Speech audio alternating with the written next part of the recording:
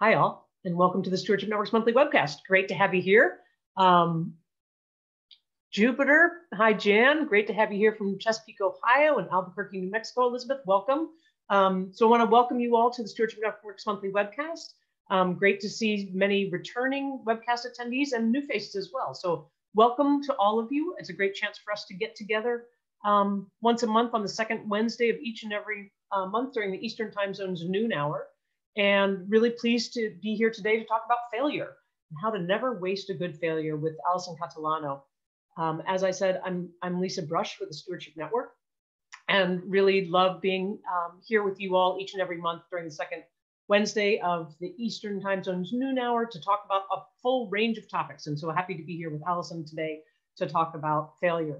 For those of you who aren't familiar with the Stewardship Network, I want to just give you a quick update. I'm going to tell you about a bunch of different events coming on. We are a 501c3 nonprofit whose mission is to protect, equip, and mobilize people and organizations to care for land and water in their communities. So we are the capacity builders that want to help keep you all outside and doing the great stewardship work that you do all over the country, and then also link us together to learn from each other. I think that there's just so much power in that work, and I just love seeing that flourish.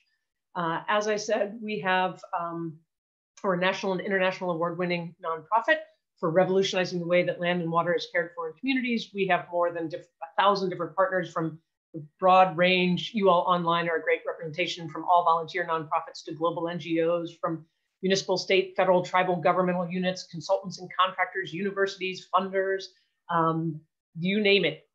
You all are partners with us. And so really pleased to bring you all together. Our member communities are our local on-the-ground collaborative conservation communities in specific geographies. And again, they're made up of the broad range of people and organizations and institutions that care for land and water in their community. And they do on-the-ground conservation action, whether that's prescribed fire or native seed collecting or invasive species control or habitat restoration, and learning and engagement. So networking and workshops and those kinds of things that bring people together to learn from each other. So a couple different things that are coming up here. The Stewardship Network conference is going virtual this year. It begins 2 weeks from today during Pacific Time's 9 a.m. hour and the Eastern Time Zone's noon hour. Encourage you all to register. It will take place Wednesday, January 27th, 28th, and 29th. And it will go from the Eastern Time Zone's noon hour to 4 or 5 in the afternoon. All kinds of great presentations. We'll also have the things that are the hallmarks of the conference, our book sale and our water ceremony and networking sessions, and we'll have some fun games as well. And the other thing that we're doing in addition to those presentations that are normally part of a conference is we also are curating different things that you can do during the break. So whether you get up and go get something to eat and talk to somebody in your house, or whether or not you want to go into the ecoacoustics room and listen to some super cool ecoacoustics pieces, or do a little bit of yoga and stretching, or go on a virtual field trip, or join a networking session and just chat with people. So really pleased to be able to offer those enhanced activities. Registration is just $99. We said these times are, I can't even use the word unprecedented, but holy cow. So registration just $99 for all 3 days, or $49 for a single day. We hope to see you there. And then tonight, as part of our book sale hype, we are doing a Facebook Live event with Schulers and Sarah Jaquette Ray, who wrote the book, A Field Guide to Climate Anxiety. So, and then the super fun thing, people love our book sale. We curate the books that are there very carefully. Shout out to Celia and Mel and Brett for their work to run that. And Schulers donates 20% of their sale to the Stewardship Network to help enable us to do things like offer these free online monthly webcasts. And if you just use the code STEWARD at your checkout beginning today, we'll get 20%. So check out the Schulers book sale site. Rob, maybe if you can drop that link into the website and to the chat, you can visit that there. It'll be a short conversation tonight, 15 minutes to half an hour at the longest. And again, I want to just thank all of you online who've made contributions from $5 to $5,000 to the Stewardship Network. Again, that support enables us to do these free online monthly webcasts and know that your dollars are being matched right now up to, I think we're up to like $400,000 that's being matched by 3 generous donors. So so drop us $5, drop us $10, drop us, make it be 20 if you're valuing these webcasts. With that, as I said, I'm Lisa Brush with the Stewardship Network, and really pleased to be here with Allison Catalano, whose work I admire so much, who is a PhD candidate, who's soon to be a doctor at Imperial College. And Allison, thanks so much for joining us today. And with that, I'm going to let you take it over. Wonderful. Thanks so much, Lisa, for inviting me here. I'm very happy to be here talking about failure. Let me start to share my screen. And here we go. So, as Lisa said, I'm working on a PhD, hopefully submitting, my fingers are crossed, in this week or next week, and then preparing for my defense. And I study how conservation handles failure. So I have been called the failure lady. I take that as a badge of honor. A little of my background, I came to this PhD program by way of the US Navy. I did a business degree at Wharton Business School. I spent a little time at a strategy consulting firm called Bain Co in their London office. And I spent a couple of years at the US Embassy in Ankara, Turkey. So kind of all over the map.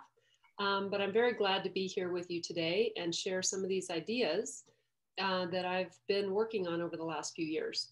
So let's see who's here. If you could open either on your mobile device or on another tab on your computer, there is a link to this.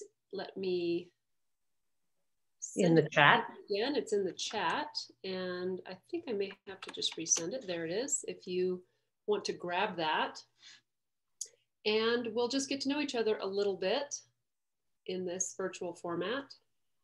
And you can just drop a pin from where you're joining us from today.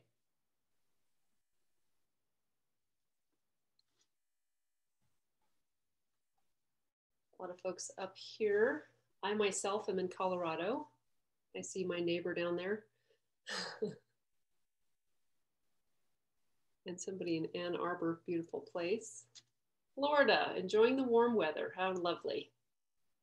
Got a range of folks here. Well, welcome. We're very glad that you all are able to come. Some East Coasters. Wonderful. Terrific. Thanks so much for sharing that with us.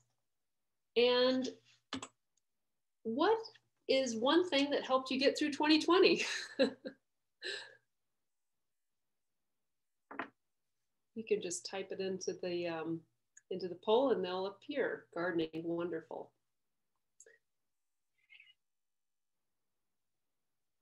Being outside definitely was something that I took advantage of myself.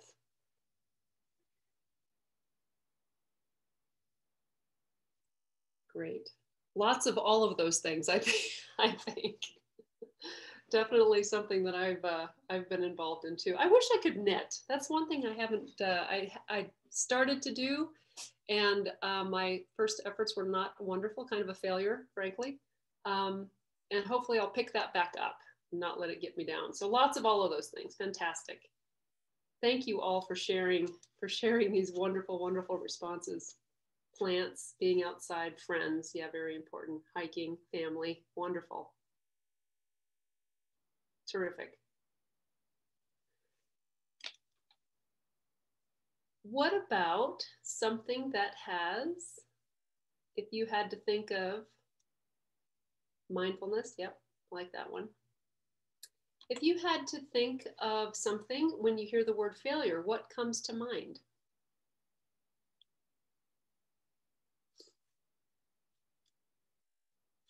Wonderful. Yeah, those two things seem to go hand in hand, don't they?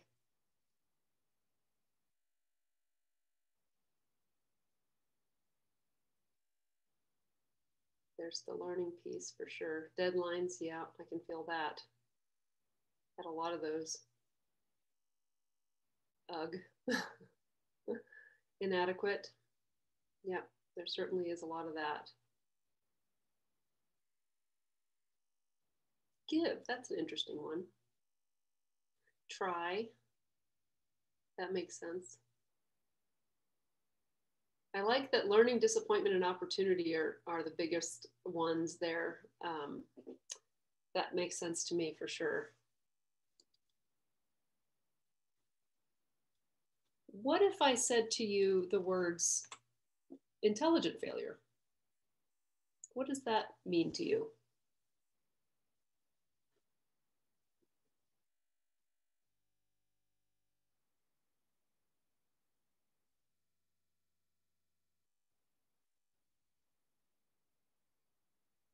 Great. Adaptive management, sure. Growing, I like growing for sure. Humility. I'm really glad somebody brought that up. That's an important one for sure. And growth. Mm-hmm.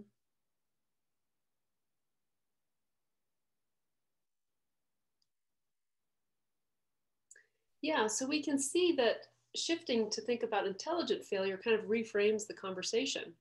And I'll just ask you to keep this in mind as we go forward through the rest of this session, kind of how our framing shifted when we just added that extra word in there. So what does it feel like to fail? What do our bodies do? I'm going to show you a short video from Benjamin Zander. He's an educator and the director of the Boston Philharmonic. If you haven't seen any of his presentations, I highly recommend them. Let's see how he talks about failure. What is this about? And they explained to me, they said, Mr. Zander, you have to understand, in Asia, it's very important to be right. The teacher is always right. And the students try to be right. And as one of these young ladies said, the best way to be right is not to say anything, then you won't be wrong. Now, I believe the exact opposite, which is you cannot learn anything unless you make a mistake. So I tell my students, when you make a mistake, celebrate. And the way to celebrate is like this. How fascinating. It's actually quite difficult. Try it out on the golf course next time you're out. You know why it's difficult is because when we make a mistake, we tend to pull down, the body pull down. Notice the next time you make a mistake, the body pulls down. Now, instead, when it pulls down, you go, how fascinating. It's like this. It's difficult to do, you know. So if we were here in real life, guess what I would make us all do? I would make us all do the how fascinating exercise. Try it the next time that you're feeling a little down about things. It is kind of miraculous what happens when you change your body posture, change your facial expression. And again, going back to the idea of reframing these ideas, that's just to get us all into a mindset that's open to the learning that we all know is sitting at the heart of failure. So these are some of the thoughts that I'd like us to keep with us while we go through this session. And this is really why I find failure fascinating. So here's a thought experiment. Can we afford to not have learning as our goal in conservation? We all have our individual project goals and our organizational goals, but what if our goal, the big goal, was really to learn how to do conservation better? Learning, we know, is driven by experience and reflection, and success and failure are both parts of that equation. We can't really afford to sacrifice half of our learning. The only thing we know for sure is that we are going to face change in the world. And learning is the key to moving forward in the midst of this change. So while most of this discussion is going to be about failure, let's not lose sight of the fact that success is really valuable. Here's some things I've learned about it so far in my research, which pretty much are obvious. It's foundational. It's a critical component of progress. It feels good, it motivates performance, and it generates professional and financial rewards. We need standards and checklists to help us, not make routine errors. We originated these best practices to institutionalize the things we do right throughout an organization. If we focus on what's known to work, it's more efficient and it kind of eliminates the need to look for alternatives. And that's the old saying, if it ain't broke, don't fix it. But in any project, identifying what went right is kind of the low-hanging fruit. It's relatively straightforward to do. But it turns out that relying on success factors and a list of best practices to guide future actions has some actual limitations. It's kind of hard to get people to do things differently when the current way is working pretty well, so people can become complacent. We also get overconfident. Success sends the signal that we don't really need to change. We're doing everything right, so we don't have to keep learning. We're not pursuing any new ideas, and the status quo is maintained. There's no signal that indicates a need to try anything new. Using success to drive your lessons learned is something that they say risks oversampling success and undersampling failure. This produces a biased interpretation of our outcomes and really leads to some questionable causal factors. And then finally, the risk asymmetry that is inherent in most organizations, what that means is that individuals tend to be risk averse because blame often flows to those who try and fail rather than those who fail to act and just sort of remain quiet. So it's really important that we actually figure out what we did wrong. These are the things that are going to continue to trip us up if we don't figure them out. So as an example, fighter pilots go out and fly, they come back and they do a debrief, and they use sort of the 80-20 rule. They spend 80% of their time talking about what went wrong. What they did right is important, but not that useful. They talk about what went right to generate and codify their checklists and their standards of practice. Those are the best practices. And as we discussed, these are important, but they're very different from debriefing to learn from failure. So we need to do the harder work of digging into what went wrong. We need to figure out what to do differently, and success can't really tell us that. So why do I think failure is awesome? Maybe we don't often hear that, but failure is essentially a giant stop sign. It says, wait, stop, look here. It's time to rethink our paradigms. Failure has a higher informational value than success. So for example, a small win could be good news because it's a win, or it could be bad news. It's not a very big win. And it's tricky often to determine what actually caused the win. Was it luck, the team, the funding level, the stakeholder commitment, the regulatory landscape? But failure unequivocally says there's a problem here that we need to investigate. In the riveting words of academic writing, 2 organizational learning researchers who study success and failure said it kind of boringly, but I think best. Performance improvements should be treated as confounded, but performance decrements as containing information. So the idea of the informational value of failure is captured nicely by the science philosopher Karl Popper, who used the black swan fallacy to discuss the importance of falsifiability. If we want to test the hypothesis that all swans are white, continuing to find white swans does nothing to prove this claim. Only finding a black swan, a failure of the hypothesis, will do the trick. So we need failure. We need its falsifying power, its signaling ability to tell us the other half of the story. So as I started my research, I discovered that organizational learning has been defined in lots of ways in the literature, but the fundamental building block of all of them is that it is learning from failure. It's the management of errors. You'll have seen cycles like this in many process diagrams, including adaptive management. It's all about uncovering errors and being able to correct them. How do we find these errors? Notice the critical piece that I've highlighted in orange. We look through evaluation and reflection. And how many of you have a chance to thoroughly evaluate your programs? What keeps you from doing so? I just want to highlight it here because this reflection and evaluation piece is what allows us to learn from our mistakes, to learn from what didn't work, as well as what did work. I started this research program looking at how failure is viewed in other disciplines that have been thinking about this stuff for a lot longer than conservation. There's a lot of writing, if you can read this, there's a lot of writing about failure in the business world. In addition to the ideas about success and failure that I mentioned earlier, I also wanted to share this framework that was introduced by Harvard professor Dr. Amy Edmondson in her extensive work with CEOs and managers.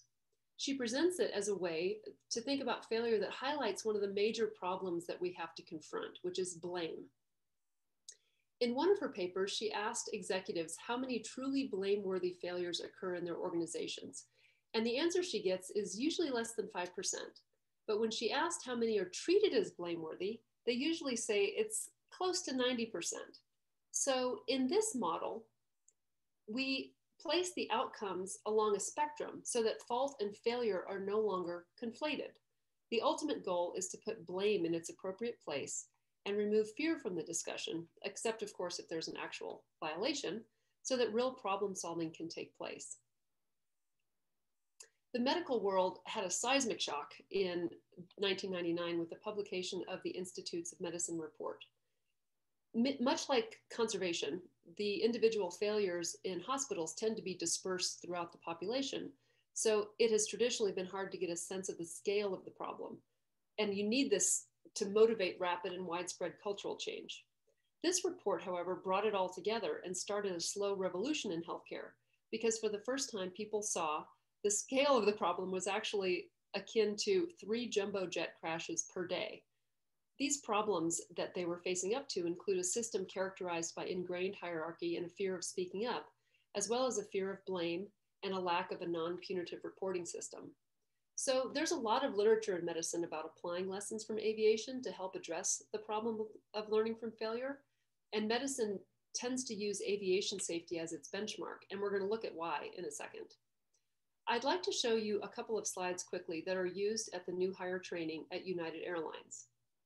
And I'm showing them to you so that you can see how rigorously this discipline approaches learning from failure.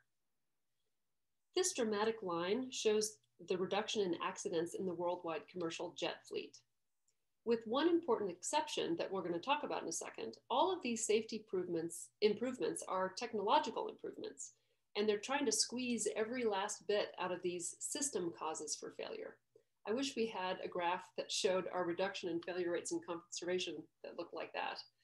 Let's zoom in on these most recent years. We can see the current error rate is extremely low. That's actually 1 accident, I think, in 5 million departures. But it's not 0, and 0 accidents is the goal. So there's still more work to be done.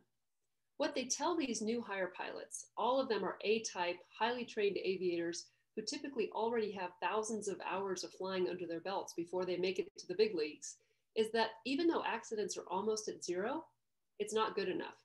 There's still this part of the error that is left. And the problem is actually you. I'm sure they love it when they hear this. So when we remove almost all of the system causes, it's just human error left. They don't say this. Let me make this very clear. They're not saying this to blame the pilots. It's just the opposite. They're saying it so it's not hidden, so that people are empowered to expect that failure is normal and that only in very rare cases is it worthy of blame. So now we have to put processes in place to address this final human cause of error based no longer on how the airplane functions, but how people function. So United and other airlines continuously incorporate new research on human interactions, psychology, team dynamics, leadership into their training syllabi to continue to give pilots tools to reduce errors. They put in place systems like these extensive non-punitive reporting mechanisms and data collection, and they couple these systems with training to develop mindsets that can cope with the inevitability of error and thus effectively learn from failure. So these other industries, talking about failure in these industries is critically important, and the learning from failure is taken very seriously. When failure is viewed as inevitable, it's a normal part of what needs to be discussed and planned for. And I don't know what your experience has been, but my experience in my research has shown that in conservation, we're not really doing that in any systematic way. I'm guessing we've all experienced failure in our projects and our organizations, but I'm also guessing we probably haven't examined it productively for a variety of reasons. So from some of these other disciplines, I pulled together some of these key ingredients. Leadership, for example, is required to create a learning culture and drive out blame. You need to be able to report failures, analyze them, and experiment. Blame is a killer, as we've discussed. It's a given that our field in conservation is complex, and there's lots of things that we might try that won't work out, but it's not given that we are going to learn from those experiences, certainly not in an atmosphere of blame. Reflection, as I mentioned, is the process by which we analyze failure. This is critical, and it can be inhibited by our cognitive biases and a lack of psychological safety, which describes the degree to which people in a group feel safe to share difficult things. There's lots of cognitive biases that get in the way of our ability to effectively manage failure. But in a nutshell, there's a lot going on in our minds and in our interpersonal interactions that impacts our ability to confront failure. And of course, when we do these experiments and we try to learn from intelligent failures, we need to document that experience and make sure that knowledge gets stored and disseminated. These ideas obviously overlap, and I tried to find a way to put these into a framework that makes sense for guiding where we should put our efforts into improving our ability to learn. So I kind of thought of this as a set of puzzle pieces. The first dimension is our individual mindset, or how we think about failure. It's our own mental model, our emotional reactions, our cognitive biases. Do I see failure as an opportunity or something to avoid, something threatening? Each of us has our own history and our own individual willingness to confront failure. These beliefs are what I call our individual failure orientation, or some authors have also called this our error orientation, or our growth versus our fixed mindset. All of these ideas represent the same thing. Is our individual response when confronted with failure to avoid it or view it as a learning opportunity? The second piece in this thinking dimension is how the group views failure. What is the team or organization's mental model? How does the leader view failure or respond to failure when it happens? Does the team exhibit this characteristic called psychological safety? Is there a culture of blame, implicit or explicit, in the team or organization? The second dimension here is what I call the doing, or the activities or systems that enable or discourage learning from failure. On the individual level, this can include an individual's willingness to identify and surface errors, their willingness to engage in reflection and seek and share feedback, which is critically important, as well as engaging in these data gathering activities. And then finally, at the group level, these activities or systems could include the systems in place that ensure that knowledge transfer happens. Because if somebody, as you may have all experienced, if someone has the knowledge in their head and then they leave the organization can't really be said to have learned. There's also group learning tools like pre-mortems, debriefs, structured data collection, storage, and retrieval processes. The group level is where the culture of experimentation can be encouraged or discouraged, and documenting learning is incentivized or not, and people are held accountable for participating. Of course, all of this works only if the leadership of the organization buys into the value of learning from failure. They have to be willing to learn, and they have to model a learning approach to failure. So this is kind of a rough model that helps me think about how all these components fit together. None of this talk about failure should make people feel negative or discouraged. To me, if anything, it's an opportunity to expand our skill set and find new ways to approach our work. Like pilots and doctors, we all have skill sets that have been honed over the years that we've been training in all of our experience. So we have lots of professional technical skills. But also, like pilots and doctors, there's other skills, additional skills that can help us perform better that are kind of not related to our specific technical proficiency. So these are things like leadership, teamwork, project management, and as these other disciplines have increasingly recognized, there's this whole host of psychological and behavioral traits that can impact our ability to perform to our highest level, particularly when we're dealing with conflict and we're trying to learn from failure. So once we start realizing the value of learning from failure, we start to see the value of creating systems to support this and looking at this more internal work to create the mindset that helps make it a reality. So what these other disciplines remind us is that, first off, human error is inevitable. Failure is inevitable. So as a consequence, we need to deal with it as productively as possible. I don't subscribe to the notion that we're the same in conservation as business, medicine, or aviation. It would not work to copy their playbook and try to jam it into our system. But I do believe strongly that some of these ideas and concepts we can apply. So the question we need to ask ourselves is, what can we do with our systems and our mindsets to improve our ability to learn from the failure that we know is coming? We're kind of back to where we started, and I'm going to share this loop that comes from a friend at Fail Forward. Now we can really think about intelligent failure and put some more ideas around this concept. So if we start at the top at step 1 with the failure happening here, we acknowledge that failure is inevitable. So whether it's because we're working on complex problems or the world is changing around us or all of the above, what worked in the past is not working anymore. So we have a failure. If we move around the circle in a productive way and maximize our learning, that's the productive way to move. We could also exit the loop, and we could do this by ignoring or denying the failure, trying to fix it and hide it before anybody notices, or blaming other people. The exit right after the failure happens, the exiting this loop, is characterized by these sort of dysfunctional reactions: shame, avoidance, self-criticism, blame, or withdrawing investments in new ideas. That really halts the learning and keeps us from going deeper. In the maximize learning step, we can continue to move around the circle by codifying our learning. We invest in applying our learning to our next iterations. We make some tangible improvements to our processes, our tools, the way we think about things. The exit at this step is when our actions aren't really following our learning. We're not adapting or changing as a result of what we've learned. Maybe we'll see some small informal improvements, but we're stopping kind of short of making any sort of lasting or transformative change.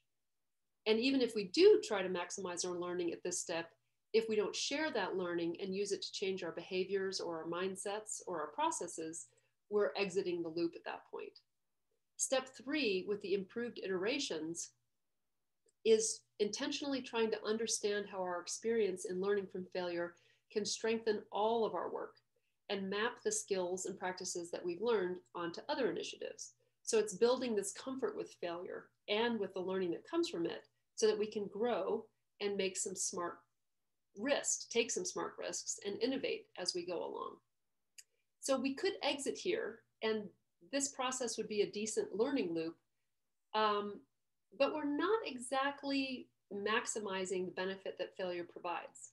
So we know failure is going to happen, but we can continue to move along and take more informed, innovative risks. We can experiment more. We can get better at the skill of failing, frankly, is what it is.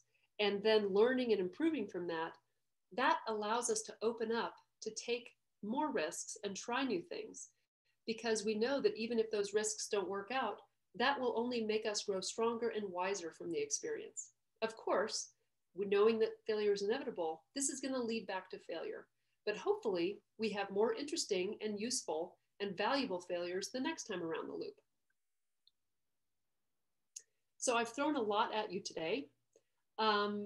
And when our session is over, and as you go through the rest of your day and maybe take this back to your teams and workplaces, if we were in a live in-person session, I would ask everyone to sort of reflect on this with your table or with your next door neighbor, and sort of think about how your organization handles failure, how your team handles failure, and really do a little introspection and think about how you handle failure yourself. And how are some ways that you might think about applying what we've learned today to your next experience and how you will approach failure going forward. And I think it's always interesting to think about if we've seen effective examples of learning from failure. And what does that look like? How could we translate that into our own activities, into our own workplaces? Here's just a couple of ideas that have come from my research and also from other groups that I've learned with. And I wanted to share these with you so that this might help you frame some ways that you might approach this going forward in the future. There's this kind of myth, in my opinion, that reflection has to be a lengthy process. It really doesn't. You could take a few minutes at the end of every day or at the end of every week to either reflect by yourself or in community with your team on what surprised you. What were some challenges? What did you learn? What could you do differently going forward? This doesn't have to be a structured process, although it certainly could be. It's a first step in starting to think about how can we learn from the experiences that we've had. Asking for feedback and treating it like a gift is difficult, I grant you. But this is one skill that will enable you to take more control over the learning process that results from a failure experience. It's not an easy thing to do, but with practice, you can improve this. It's a skill like any other skill. And continuing to practice asking for feedback, giving constructive feedback, and reflecting on the feedback that you receive will help you as you go forward. Some of the organizational actions that you might think about for your own organizations or in discussion with your organization's management might be, again, setting a regular time for these, for facilitating these sort of blameless postmortems or debriefs. These, you might call them pause and reflect sessions. Make it a norm. Creating social norms is one of the most powerful ways that we can institutionalize culture and systems that enable learning from failure. Ensure that we share bad news. So it's very common that we ask people to tell us what went well. Let's celebrate success. I am 100% in support of that, but wouldn't it be nice for the person who's sharing their success to say, I tried this and it didn't work. I then did this and that didn't work either. And here's what we learned from that. And this is how we got to where we are now. Some places actually require this to happen. I was listening to a discussion about the way that work progresses at Google X, and their boss required people who were reporting on the success of a project to also, at the same time, relay all the failures that happened leading up to that successful outcome. And make sure that you follow up discussions with a dedicated time to showcasing little victories and little failures and little successes.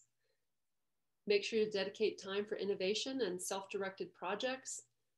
10 to 20% of working hours from other sources, 3M, these physicists that I was looking at that won Nobel Prizes, they dedicate personal time to innovation and basically experimentation.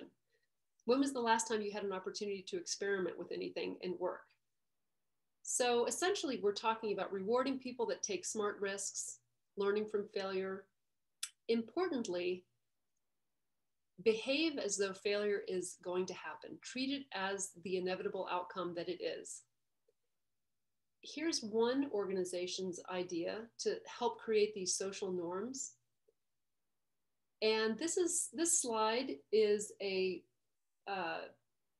note that goes up in this workplace telling people all of the things it's okay to do, trying to create this social norm that supports making mistakes, saying that you don't understand, not knowing everything. It's okay to do that. This is just one piece in the broader picture of, again, creating a social norm around the inevitability of mistakes, the normalcy of failure, and the openness to the learning that comes from it.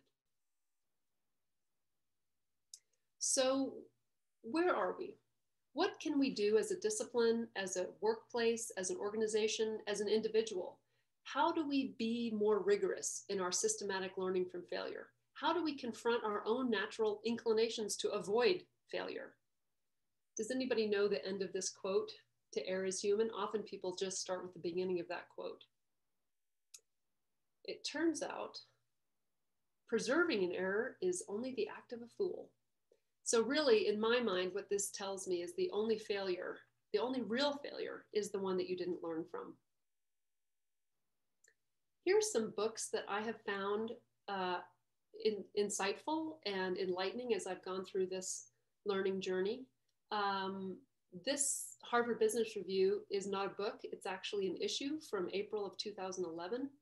Most of these articles that are in this issue are available online and are freely accessible. And again, many of these books are available in the library as well as, of course, wherever you buy books. I would invite you to take this. And Allison, and those books should be bought at Schuler's with the book code Schuler. Yes. Buy those at Schuler's. Thank you, Lisa. There is a survey at this link. It's very short, I think 4 or 5 questions. And it uses what's called the 4L retrospective structure. And when you take this survey to let me know how we did and reflect back to me what your experience was today, you can use this same structure in your own rapid reflection sessions at work. So I invite you to take this, this survey and then also use it for your own workplace as well to help you to structure your reflections. That's great. And Rob has just dropped that into the chat. So Great. you can have a clickable link. So I just want to say thank you for letting me share this with you today. And I'm looking forward to your questions and talking about all this stuff with Lisa. And I wish we were all in person because it is so much fun and so energizing to be in small groups. And I'm looking forward to the day we can do that again. Exactly. That day will come. And until then, we'll keep making do. We'll muddle through. Right, exactly. We'll stay steady if we can. So Allison, thank you so much. You know that I completely love your perspective on this, and that I embrace it as we've talked over the years. You know, that it really is. I mean, to view those failures not as failures but as learnings is just so important. So, couple different questions. Well, gosh, I have so many, but C. Lou asks, how can this be applied to a 501c3 where money's hard to get to support the organization, and people certainly don't want to think their donation money is not being wisely applied? Yes. So where's that? Oh, I am so happy to hear that, and I will tell you, this is really just the tip of the iceberg, to be honest with you. The paper that I just finished writing was a synthesis of 55 interviews and 7 focus groups with 34 participants and 250 text responses to a survey. And there was an overwhelming discussion about the role of funders and donors in this space, and the important role that they can play in setting the expectation that failure is inevitable, and saying, instead of this lived experience that people related to me of, I am afraid to talk to my funder for fear of losing my funding, that's a real fear that exists, and I think justified based on the experiences that people relayed to me. So what role do funders play in creating a culture where we, in my opinion, we don't have a choice. Failure happens, we have to learn from it. So I agree with what C. Lou has said here. How in the world could we approach this as a grantee to say to our donors, look, here's the situation. We're building a relationship with you. This relationship needs to be built on trust. How together can we understand that failure is going to happen? What does that conversation look like? Lisa, have you had those conversations with donors before where and come up and some of the people I interviewed were funders, and they said, we want to hear about this. right. And of course the pushback is, well, put your money where your mouth is. Mm-hmm. Show it. Yeah, it is. And it's one of those things where I was fortunate enough to, in my early years, I was funded under grants from the Kellogg Foundation. And the Kellogg Foundation was very much a lessons learned grantor. And so I completely learned that. And I've had conversations where we've had projects that have failed, you know, and it was one of these things where the thing that I would always say is, like, we didn't buy a Maserati with the money. Like, it didn't go the way that we wanted. We didn't, what was the blame top on the deviance? That's not what happened. The situation changed, and this is what it is. And we just have to own up to it and hold our heads high. And even though, so that Benjamin Zander, what were his words? Oh, yay, or whatever it was. But, you know, how fascinating. Yeah, exactly. Hold your head high. It is hard. I get that. Believe me, I've had many of those conversations where I'm like, oh God, I really don't want to do this, but I got to. Exactly. Yeah. So that's a great point. No, I'm really glad this person brought that up. Has anybody out there had that experience where they have a relationship of trust with their donor and they've been able to have these discussions that really get to the heart of what we're talking about? I'm curious to see if the folks that are that are out there, just throw it into the chat because I'd be interested to see. If Great. And so as people are throwing that into the chat, let's talk about another question is, you say it starts with the leadership, and I definitely, in my experience, working with thousands and thousands of different organizations, there is no question that you can tell it starts with the leadership. But what about non-managers, non-leaders? How can those folks help foster a culture that allows failure and reflection within the organization? Sure. So that's what we're talking about when I was reading about champions. So champions in an organization don't have to necessarily be in a traditional leadership role. Champions are often the people who are people that other people look up to or respect or admire. And they are, sometimes they're called network nodes. They're just the people that other people come to. And again, it's not a position of authority. It's not positional.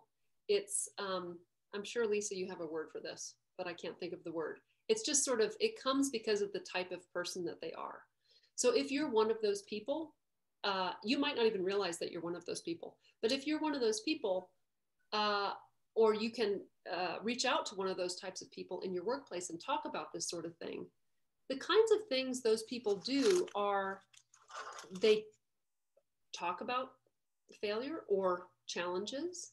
It certainly would be something like, hey, could we all sit down on Friday afternoon and just kind of go over where we think we are? Or, hey, Monday morning, everybody grab your coffee beverage of choice and can we just take 15 minutes and kind of review where we are and where we think we're going? Are those the kind of conversations that are welcome in your workplace? Mm-hmm. Are those the kind of things that you don't have to be the team leader to say, hey, do you mind if we just sit down and kind of review things a little bit? What would that feel like in your workplace? What would that feel like to the group of people that you work with? Would that be something that's okay? Is that something that's welcome? It's certainly something that starts the conversation and gets things rolling. One of the groups that I was doing a focus group with, they were investigating this exact question. So they were working with the leadership, obviously, but they were also discussing how do we light, the term and the analogy they used was, how do we light little fires around getting people to buy into this? And that's the kind of thing that she was talking about, like empowering people to say, I'm thinking about this. Can we talk about this a little bit? And starting those conversations no matter where you are in the organization. So that's just one of the things that I think of. Gardening angels. Oh, I love that. Mm-hmm. And again, in a garden where you might throw blame and shame on the people who are lapsing in their gardening due to hard work, burnout, vacationing, or being temporarily disabled. So that's great that you have gardening angels. Yeah. Hey, Allison, I've got a quick thought. Yeah. Will you go back one slide to the books just in case? So just in case people didn't capture those, that they could still have that as we're having this conversation. Yes. And as Dave says, kind of culture leaders. Exactly. Yep, Dave. That's exactly right. And it doesn't have to be. And one of those books, I think it was Originals. I believe that's the one it was in. It talked about a woman at a large federal agency who had some ideas around changing culture. And she'd made some attempts and she got shot down, frankly. Mm-hmm. And so she just bided her time. She waited until the conditions were right. And she tested the water, and over some time and changes in other, personnel shifts and things, she realized that the time was right for her to begin to speak about these things.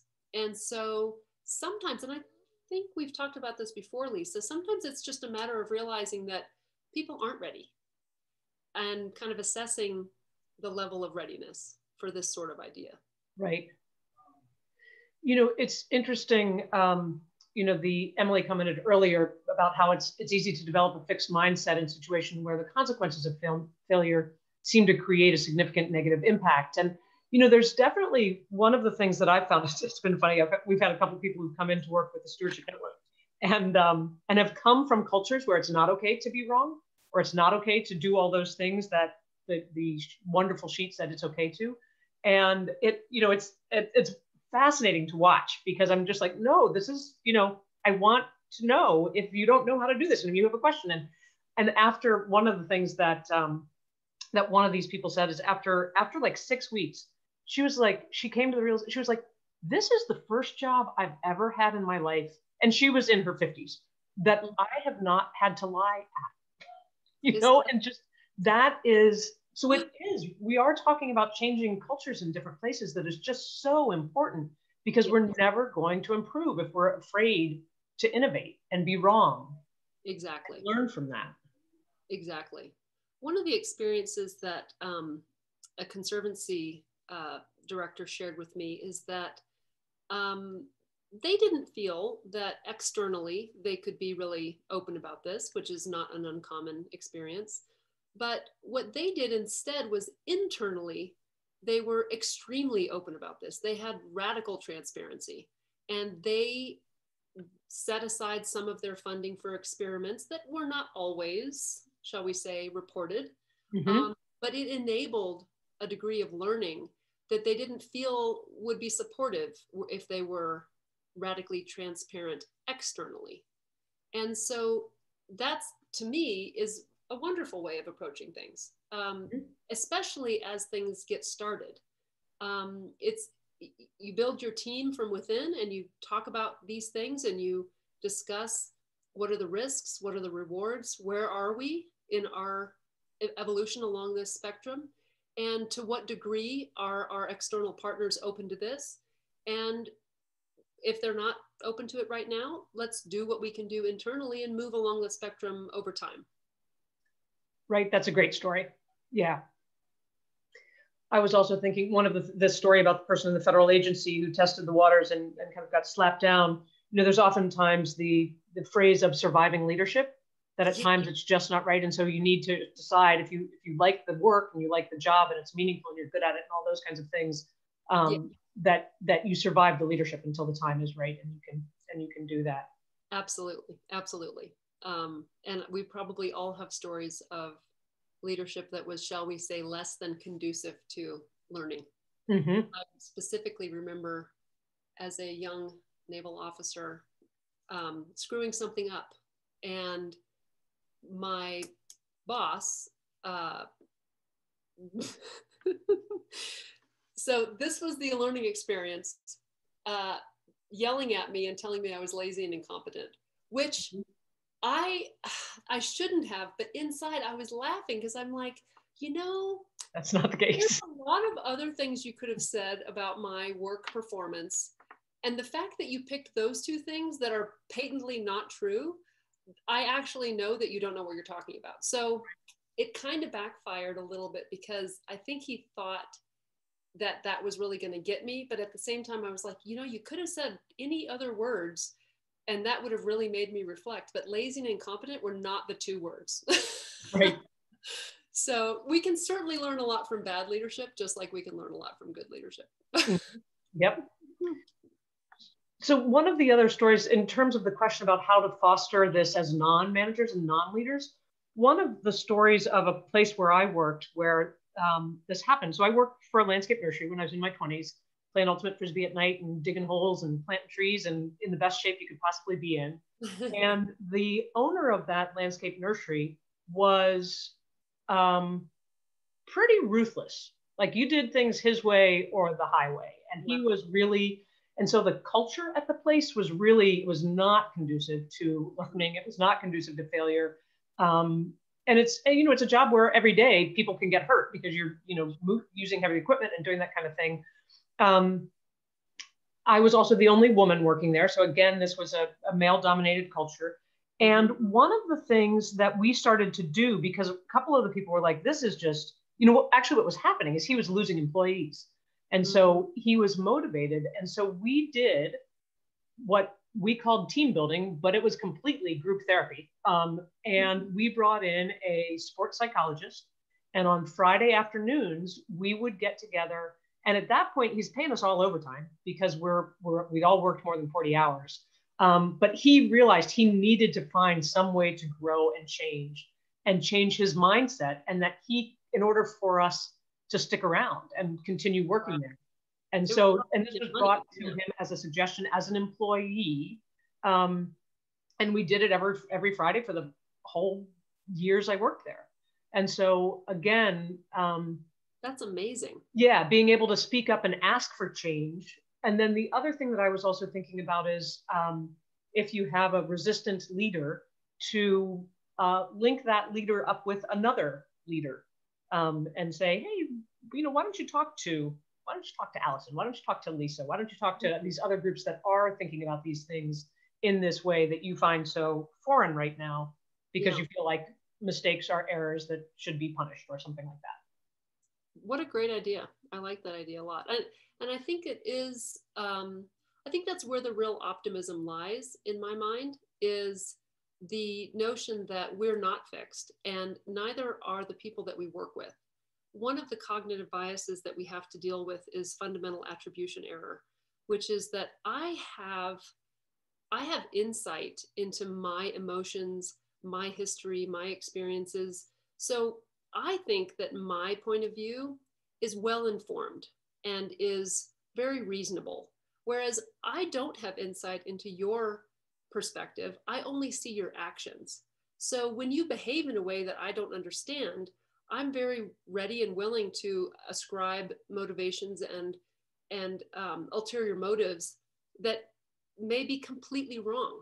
Mm-hmm. That makes these discussions about conflicting points of view and failure very difficult. So if we try to tackle that and say instead, I only am able to see what this other person is doing, but I validate the fact that they are an intelligent person who has their own experiences that have led them to the point that they're at, and I need to work harder to understand what that point of view is.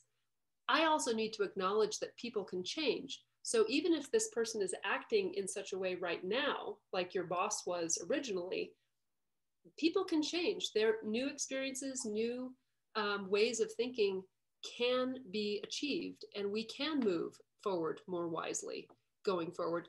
And that's, to me, the real optimistic nature, the real hopeful way of thinking about this. Now, do I get burned? Yes, I do, like everyone does. But and sometimes when we get burned, it is our fault, and sometimes it's not. That's right. That's exactly right. So, I think that's just one of the things that helps me refocus and say, what questions do I need to ask that can help me understand better where this person that I'm trying to work with is coming from? People often see the same situation, particularly a failure, very differently. That's one of the reasons that in an extreme case, for example, aviators have cameras all over the place.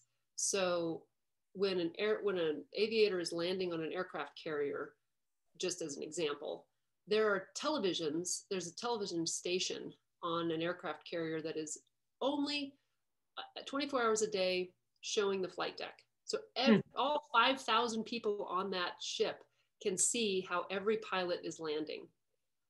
And that data collection and data transparency runs all the way through to there's a black box on that plane. So when they do their debrief afterwards, that pilot can't hide anything. So the discussion then becomes, here's what I did, here's why it's not the right thing to do, and here's how I'm going to fix it. And you would think that pilots, and I know pilots very well, I'm married to one of them, they have big egos. I can just say they have very big egos. So getting these people to acknowledge when they made a mistake and build a culture where I'm a junior officer, I can tell a senior officer in this context that he or she made a mistake. That's very powerful in order to move forward. We need to acknowledge, we need to take responsibility, and then together we need to figure out where we're going. That's tough. I'm not going to say it's not tough, but it's critical. Yeah, and especially in the culture that many of us have grown up with our education system. So, exactly. Allison, I love talking to you, and I love the work that you're doing, and I want to spread it far and wide. But unfortunately, we've come to the end of the hour. So I want to thank you for sharing your work and for the work that you do. I want to thank all of you online who have been part of the last hour together. Really appreciate your time and appreciate you being here and carrying this message forth into the world. Want to give you a couple other reminders. Remember, the conference is coming up 2 weeks from today. You can register online at stewardshipnetwork.org or conference.stewardshipnetwork.org. You'll find the conference website there. Facebook Live event tonight, and that we will be matching each and every one of your donations over the next bit up to $400,000. So appreciate your support. I want to thank Rob for all of your behind the scenes work, much appreciated. And next month, we will be with Sarah Jaquette Ray to have an hour-long conversation. So this evening, we'll get a little intro to her work, and next month, on the second Wednesday of the month, we will be with Sarah Jaquette Ray. So thank you all for being here, and Allison, thank you so much. Really appreciate it. It was a pleasure. Thanks again, Lisa, and I look forward to participating more and learning more from everyone. Great. All right, and we will, as you all know, we will have this archived and on the website shortly.